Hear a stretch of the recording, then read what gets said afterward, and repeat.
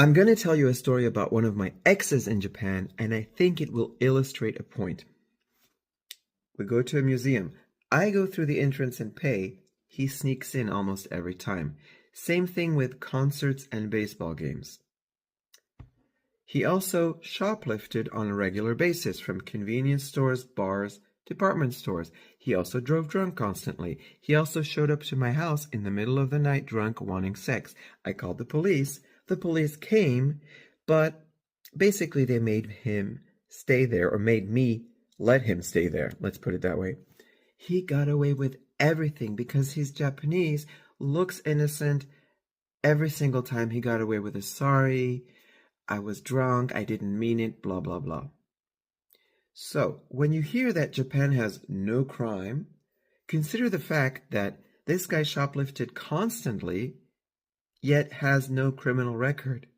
Consider the fact that he drove drunk constantly, yet has no criminal record. Consider the fact that he showed up to my house in the middle of the night, basically asking for sex, so directly I had to call the police, yet he still has no criminal record.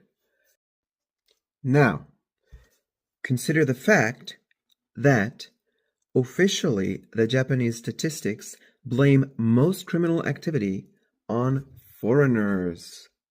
Could I have gotten away with shoplifting, driving drunk, showing up to someone's house in the middle of the night, wanting sex, or even the simple act of sneaking into a museum? No way, I would have been at the very least deported, if not imprisoned, and my name, my foreigner gaijin name, would have been in the crime statistics as one of those many foreigners who commit the bad crimes in Japan, and if only they weren't here, we wouldn't have any crime.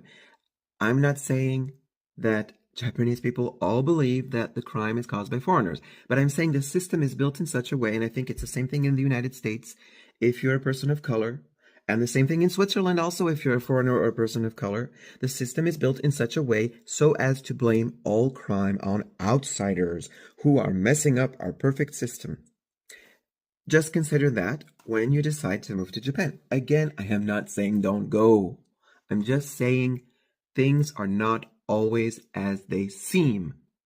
For good reasons and bad reasons. Sorry for doing a thumbs down. That is not okay in Japanese culture. But anyways, stay tuned because I have so many more stories of hypocrisy, including sometimes my hypocrisy. So stay tuned for that as well.